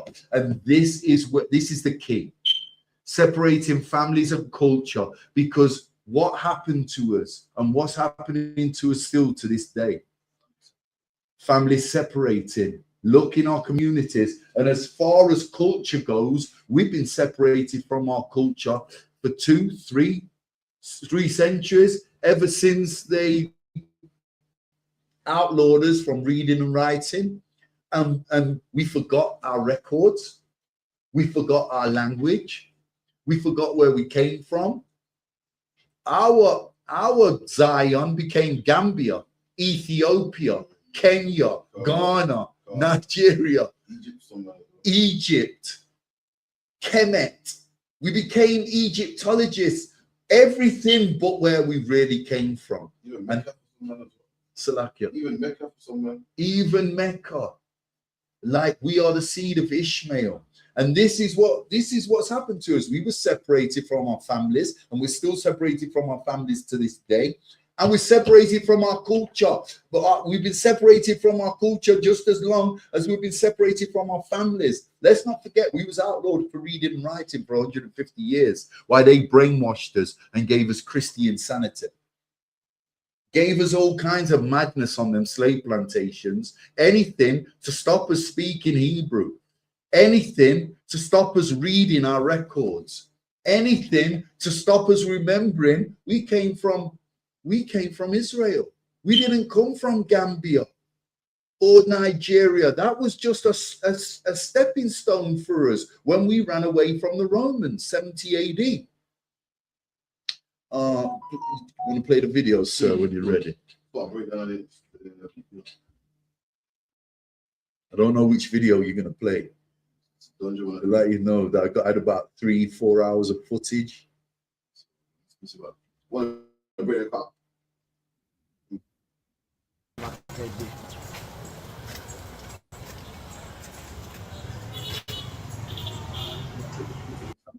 Okay, so this is the dungeons where the slaves were kept. You wanna rewind it, sir? Okay, so this is the dungeons where the slaves were kept. Watch this. This is the dungeons where the slaves were kept. Pay attention and watch this. So,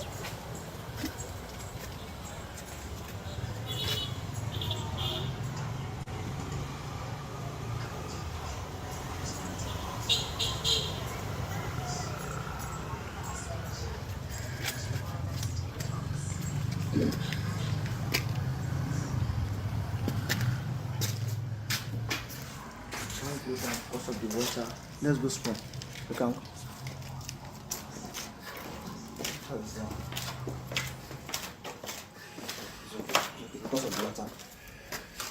okay, so if you just hold it, sir. Okay, so these are the dungeons, and anybody that knows anything about dungeons, dungeons are called dungeons because the definition of dungeon is beneath or below.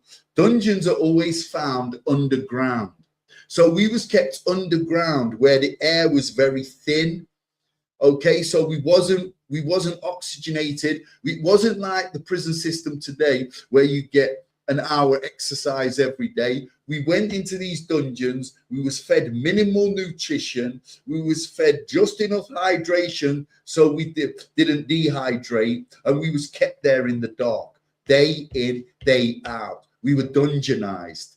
We were destroyed physically. This is where the mental and spiritual destruction began, in these dungeons, because we were still, not that we was in high spirits or we was happy when we were caught in fishing nets and was tracked over the land to Badagry. But by the time we got to Badagry, some of us had caught fever, but the ones amongst us that had stayed healthy were still pretty strong and rebellious and kicking and screaming. And that's why we was taken to chambers, judging chambers, to be adjudicated and hung and beheaded. Yeah. So you can imagine a lot of us were still physically strong and still had that spirit, that fighting spirit in us when we got to Badagry. But if that trip to Badagry in that little cabin, that little carriage, that little wooden carriage, yeah, that didn't destroy us, the dungeons were the beginning of the destruction, the spiritual destruction, because this was hard. This was hard. And you can see how we was kept. Look at the mask of iron over our faces. Look at the chains and shackles. Let's run the video and see how we was living in these dungeons. And listen to the tour guide. This is the slave dungeons. Yes. We are on stone slave or kept here another market. This is where they had my grandfather. Look at this. Before this, the very deep, more than 50 to 20 feet. No staircase here before. They just take only ladder, put them, a ladder, take them out in the market day. No maximum, any state they cannot post at the dungeon. And we know that Mashiach Yahushua is coming back for these demons.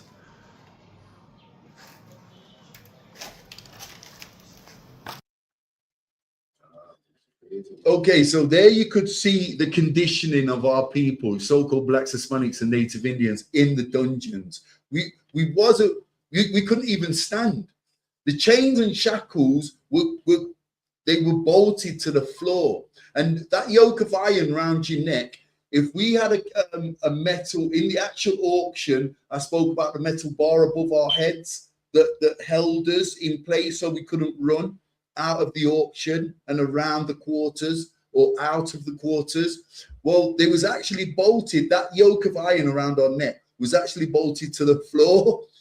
It was bolted to the floor. So if a slave tried to stand up, he couldn't. He could stand up to a point where he was bending. So we was not getting physical use of our legs in these dungeons. We was actually sat down or kneeled down all the time. And imagine the ones amongst us in the early days that still knew they were Hebrew Israelites and were praying. And we're taught to pray on our feet, not on our knees and on our butts. We're taught to pray on our feet and face the east, face the holy city, Jerusalem. That's how we pray. But imagine if you couldn't stand up and you was used to praying 3 times a day. Can you imagine? My, any questions? So the yoke of iron, massive, yeah? I heard that was supposed to get tangled up in trees and that, which I run away. Well, I didn't do any tour of the land and the journey with the yoke of iron. All I saw was Badagry, the slave auction, the slave museum, the dungeons, the slave port, and the ancient slave ships, the monuments. The yoke of iron was long, like forks and stuff, like, you know, spokes.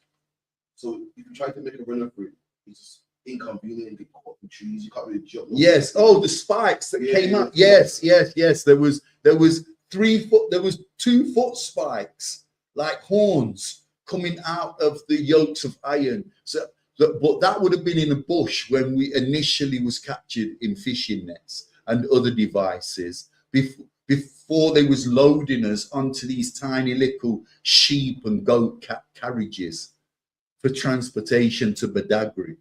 There is another slave port in Nigeria. I forget the name of it, but it's not as big as Badagry. And there was never the same number of slaves transported that was in Badagry.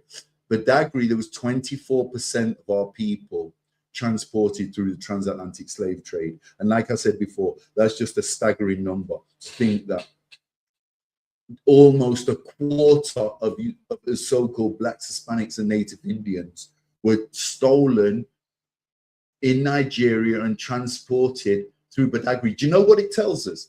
It tells us that the most money from slavery was made in Badagry. Do you know that? I don't know. The most money, shekels, or whatever the Nigerian money was 500 years ago, or whatever they traded with, their gold, their silver coins. The most money was made in Badagry. Badagry is a rich port because of slavery. Because of slavery, yeah. One more rundown on the shores, is that right? Can't. Get me Leviticus 26 and 38. Then because the slaves don't know where they are going to. It's just wherever they Okay, rewind that for me, sir. So you're welcome to this.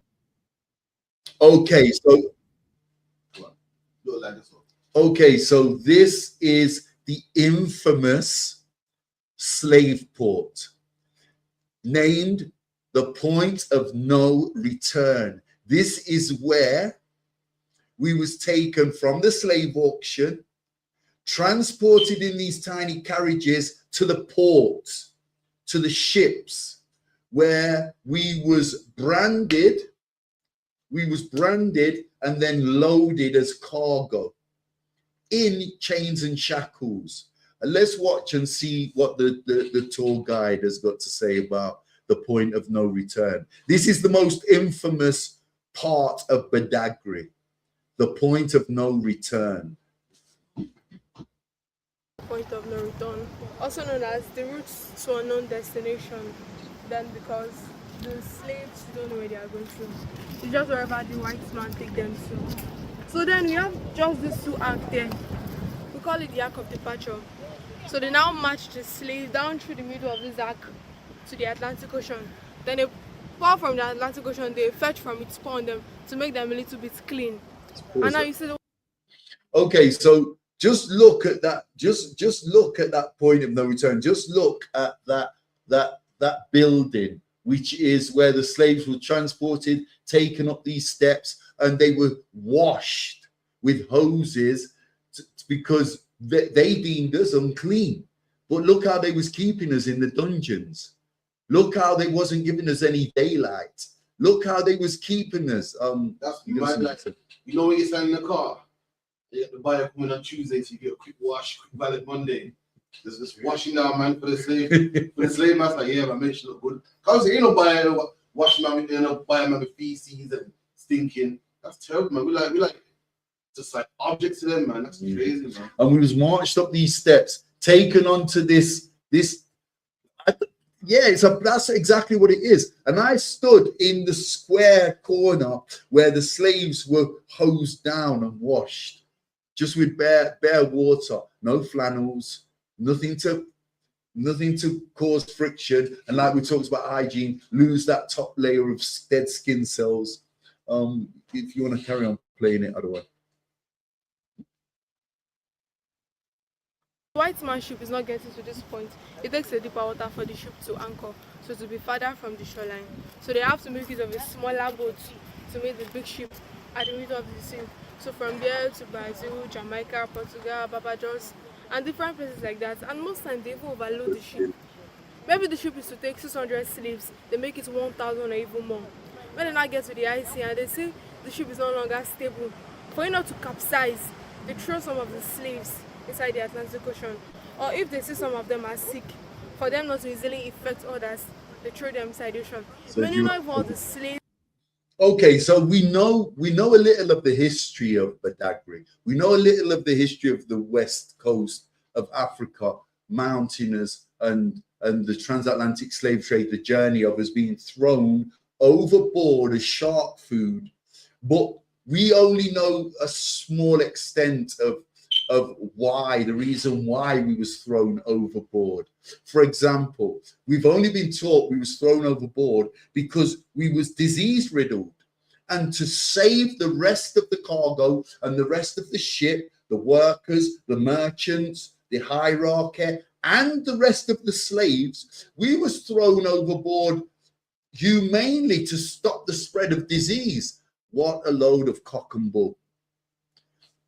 They were so greedy, according to this tourist guide, they were so greedy, the slave merchants and the African hierarchy that was selling us, they overloaded the ships.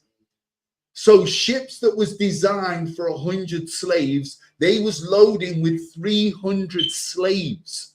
And then as they set out, they got 2, 3, 10 miles out to sea. They got to a point of no return. That's why this landmark is called the point of no return, because once the ships, because if the ships sailed 200, 300, 500 yards out and they realized they'd over capacitated the cargo, the slaves, too many slaves, they could have turned round and come back and offloaded the slaves and saved money. But there was a point of no return. I'm not sure whether it was 10 miles, 5 miles, but they got to a point where they didn't have enough fuel for the journey. Okay, it might have been 50 miles, it might have been 30 miles. They got to a point where they'd have had to pay for more fuel if they'd have come and redocked at Badagry. So to save money, it would have been cheaper than re-upping, reloading with fuel. It would have been cheaper to get rid of the slaves and throw them overboard. So not over disease-riddled slaves were thrown overboard as shark food. Healthy women, children, and men were thrown overboard because they knew that when they landed or docked in the Americas, they could use their insurance cover to get paid back by the insurers for the slaves that they'd murdered. And that's all it was about. It wasn't about health and safety like they make out today. It was all based on money and finance. That's every part of the slave trade. There's no good part of the slave trade, so we can't call it the good, the bad, and the ugly. It's just the bad and the ugly. That's right. That's all the slave trade was. So when they teach us at school a small portion of history of the slave trade, and they say, oh, well, the slave merchants were wicked, but They did have a heart because they stopped the rest of the slaves catching the diseases that some of the slaves, and all these slaves that were thrown overboard were dead anyway, but they was riddled with worms, they was riddled with malaria, they was riddled with yellow fever, all kinds of diseases and skin diseases. But that's not true, and that's a damn lie. They overlooked, they was greedy, and not just the slave merchants, the hierarchy of Nigeria. They was greedy, they oversold slaves, they overcapacitated the ships, and they got to a certain point of no return where they realized the ship's going to capsize. The tour guide just told us this ship is going to capsize if we don't lose some weight.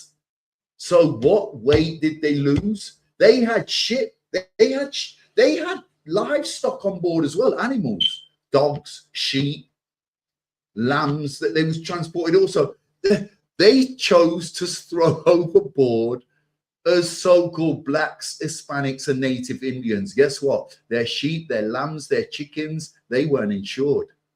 But guess who was insured for the journey?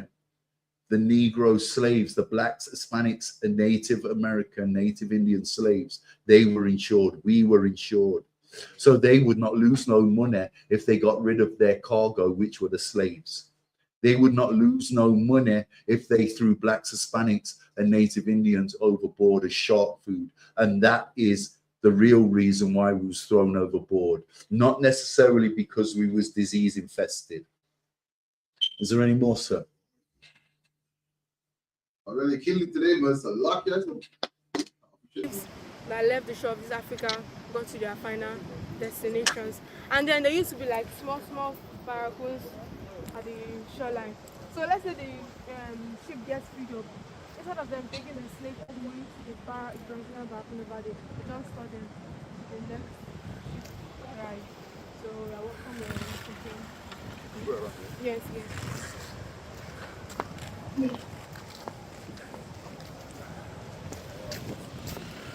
So this is where the slaves sailed from. This is where the slave ship sailed from. Point of no return.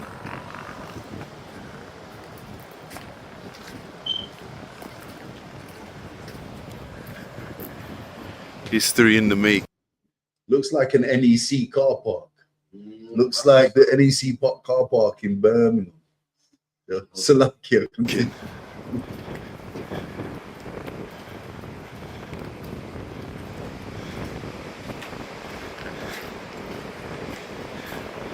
This is coming like the NEC car park in Birmingham and Leicester.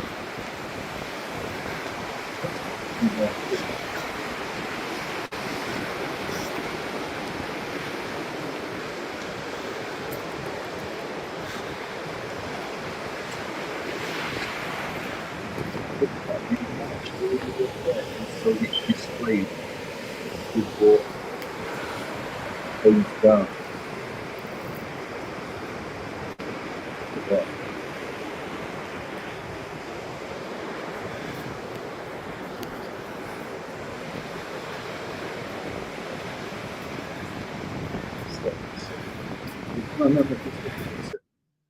So on the real, we'd been underfed, we was dehydrated, we was weak. Now, this is not just the journey across land to Badagry or slave auctions. This is from the slave auctions, weeks, for some of us, months, in a dungeon with no daylight, minimal food, minimal hydration, being poisoned every day, getting weaker and weaker. Don't forget there was poison in our water. So, and we was walking up this ramp that if you stretched it out, would have been a quarter of a mile long.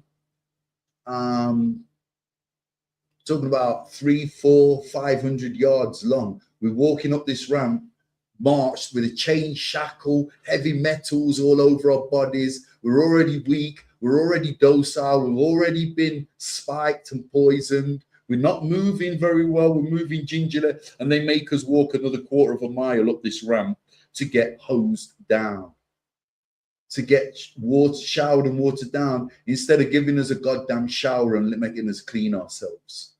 If they really wanted clean merchandise, because that's what we were.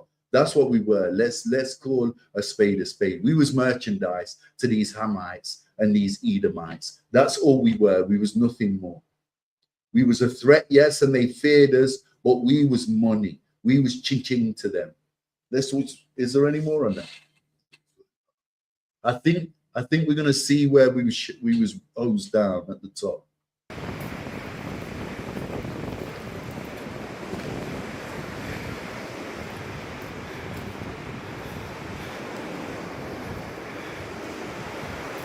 Okay, so this is the area where we was. This is the area where we was hosed down. Cut that other one. Let's go to Leviticus 26 and 38. So this is the area where they marched us up to get hosed down, then marched us all the way back down after a 10-15 minute hosing. Yeah. Marched us back down in our chain and shackles to get loaded onto the slave merchant ships. That was our experience in Badagry.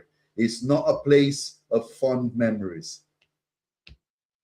We all follow this. Leviticus 26 and 38, Bible Kasha. Leviticus 26 and 38. And ye shall perish among the heathen. We shall do what? Perish among the heathen. Read.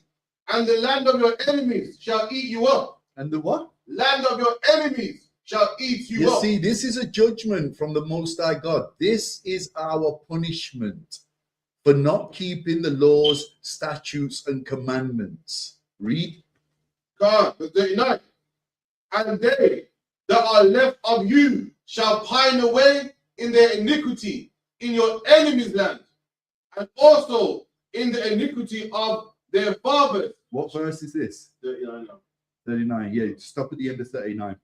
God, shall they pine away in them? Okay, but this is self-explanatory. These verses are so accurate and precise to our conditioning today. Are they not? Who can refute our plight? This is so accurate to how we are living today. They virtually had me in tears when I read these verses. And you're in Badagry and you're reading this precept. You can see everything so clearly. Next question: when you was there, yeah, did you see it as, oh, it's in a museum, or did you feel it like, oh shit, this happened? Like, it exactly, yeah. It was. I was going through the motions. When it really hit me was when I started moving with these tour guides and going from museum to museum, to the auction, to the dungeons, to another museum, to the coastal point of no return where we was washed, and I had to listen to these tour guides off camera before I was rolling, telling me this is what the white man did to us, like it had happened to them, these Hamites. And that's when it hit me, and that's when I was welling up and my eyes were full of water.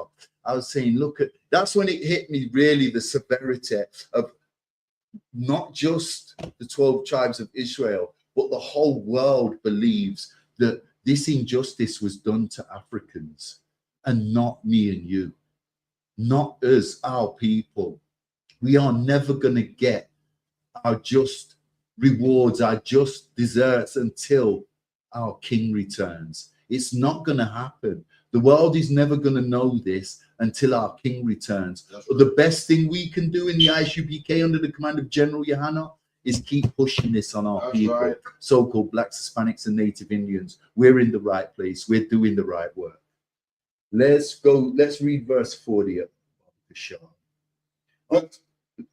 Read 39 again for me, Barbara Kasha. Verse 39. And they that are left of you shall pine away in their iniquity in your enemies' lands, and also in the iniquities of their fathers. Okay, in the USA, in Venezuela, in Brazil, Chile, Cuba, Mexico. The list is endless where we're going to pine away. Wherever you find our people today, China, Morocco, Ethiopia, Jamaica, we're Birmingham, Leicester, Gloucester, Manchester, London. We're pining away. This is relevant. And when you have to listen to a people that didn't go through this, that the world feels sorry for, that believes went through this, that's what woke me up. That's what brought tears to my eyes. That's when it hit home. The realness and the severity of what our people went through, and another people are condoled for it. They get condolences for it. And it never happened to them.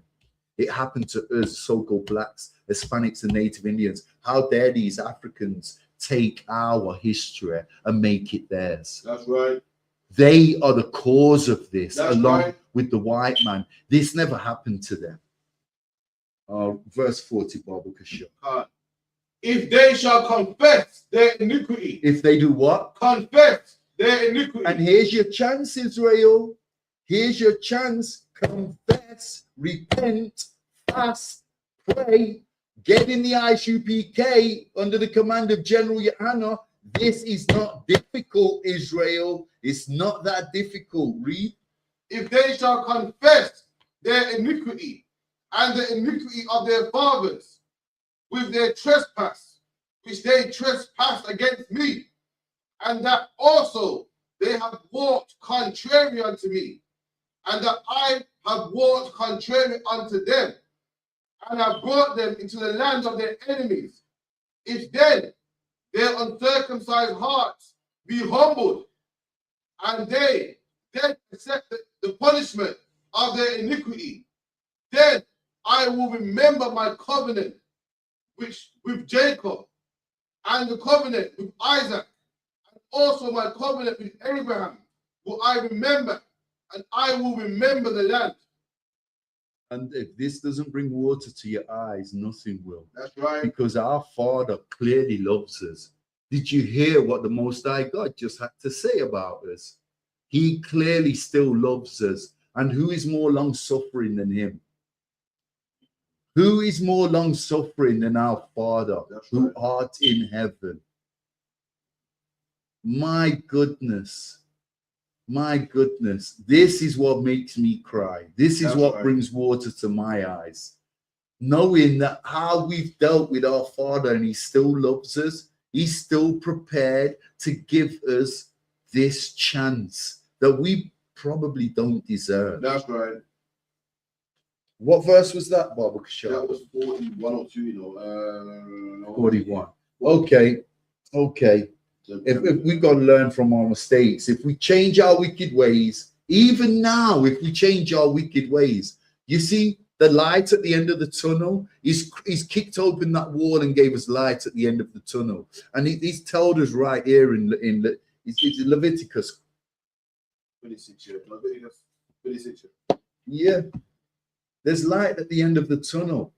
If this doesn't bring water to your eyes, if this doesn't make you emotional enough and give you the spirit, that kick up the arse, that vibe you need to get into one of the ISUPK schools under the command of General Yohana and do what we need to do now, not tomorrow, not later, now, then nothing will. There's nothing. That Christian church is not going to do it for you. That's right. That mosque is not going to do it for you.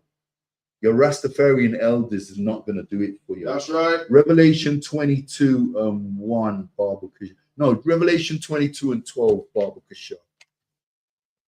How much time we got left? This is the last precept. The book of Revelation 22, verse 12.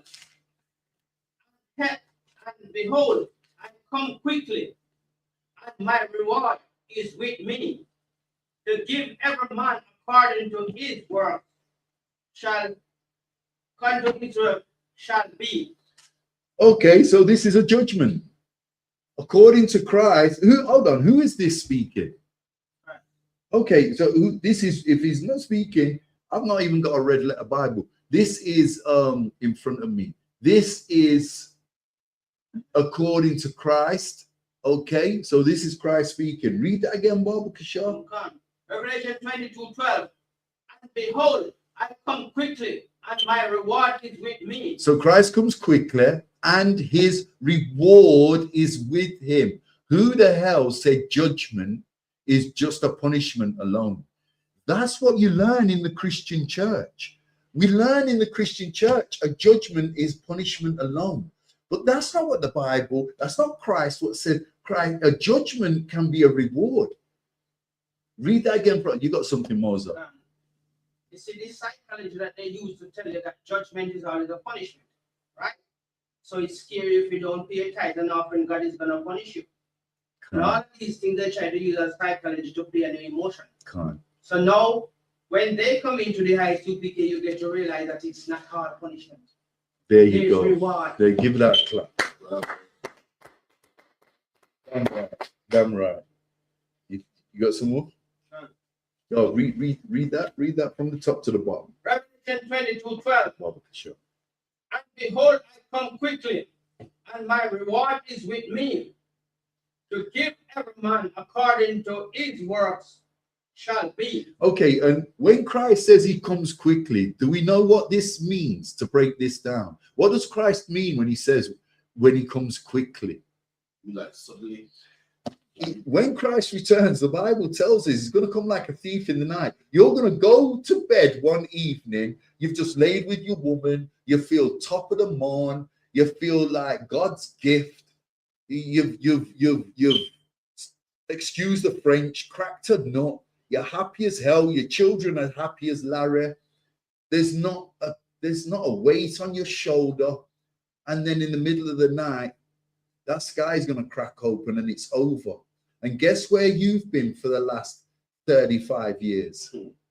In that goddamn Christian church, making a fool of yourself. And guess what? When he comes quickly, your judgment is not going to be a reward. It's going to be according to your works. That's what Christ says here. Read that again, Baba Kasha. And behold, I come quickly, and my reward is with me, to give every man according to his works shall be. Do you really want to see Badagry again in the kingdom? Do you want to see Badagry? And let's be honest, yeah, this is the conclusion of the class. Yeah, slavery is in the Bible. We kept servants. Let's not mix words. Let's not beat around the bush. Hebrew Israelites kept servants in the Bible. But you see the slavery, the captivity, the bondage that we went through, the punishments that was afflicted on us by our Father, was never ordained by our Father to be as deep as it got. Remember, we had slaves, we had servants, but guess how we dealt with our servants? Guess how we dealt with our slaves? We was righteous. That's right. Our servants got to go home to their families at night. They got their own houses at the side of our houses, their own quarters, and they lived. They were never chained and shackled. We never had servants that we put in dungeons. We never had servants that we sold at slave auctions. If the rest of the world had followed our lead and kept slaves and servants how we kept them, they would have been righteous. We never raped, we never mutilated, we never chopped off arms, feet, we never hung our slaves, we never whipped out their backs. We dealt with our slaves like we deal with our families and children. Yes, they worked for us, but they had a reward just like the priests and the prophets of the ISUPK are going to get a reward from Christ. Not the same reward. Then they've got the kingdom of heaven like we're going to get. But they was never treated like how we was treated by the goddamn Hamites and the goddamn oppressor, the so-called white man. Okay, that's the difference. That's the difference. And judgment, for those of you that are Christians out there and you believe that judgment is a punishment, well, Christ tells you in Revelation 22:12 that every man's going to receive their judgment according to their works. Read that last part again and we're done.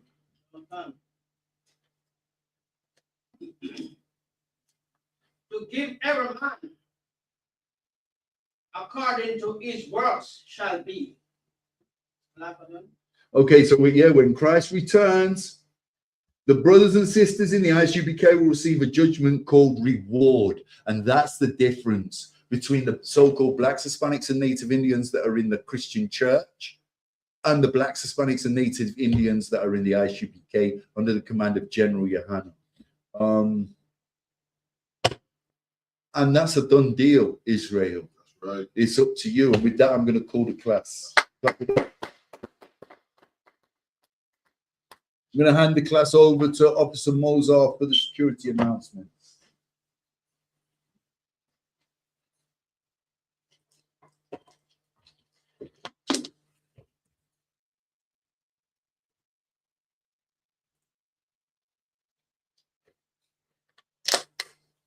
No,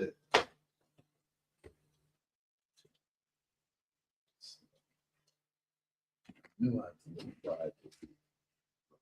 don't have the wrong Bible. Mine? You mean? I wanted the red writing. Go on, sir. ISUPK, this is the ISUPK security announcement. We are the ISUPK, started out of 125th Street, Harlem, New York. Rules for new brothers and sisters. When a new brother or sister comes into the school, they are off limits. For the first 6 months, they are to be saluted only. They are here to shed themselves off the world. If they need transportation, the teacher will arrange it. After six months, if a brother or sister has interest in a particular person, he or she must get permission from the head to speak to a brother or sister. There is another 6 months in which the brother and sister will court each other. After this 6 month period, the brother and sister will get permission from the head to marry. Tithes, which is a commandment. Numbers 18 verse 21, Malachi 3 verse 8 to 10 means tithes in the Hebrew, Mahashara, 10% of every penny of any increase the Lord gives you. Give to the Treasury Department or teacher. Priest fund, free will offering for priests, not mandatory. Whatsoever amount you would like. Upcoming Holy Convocation. Yeah, Purim. Purim. Slakia. Remind Achium and Achiawat. Sorry. Announced from the convocation, from the sheet. Remind Achium and Achiawat to check the bulletin board in the hallway. If anyone wants to be a trooper in the school, start wearing all black, boots, shirt, pants, headscarf, headband, and scarf. Sorry. Hi, Madam. Madam Shabbat. Let me give teacher one courtesy salute. Give the teacher one courtesy salute. Madam. Shabbat. And Madam. Barak. Yahweh Shem Yahweh Shabbat. Yahweh Shem Yahweh Shabbat. With that,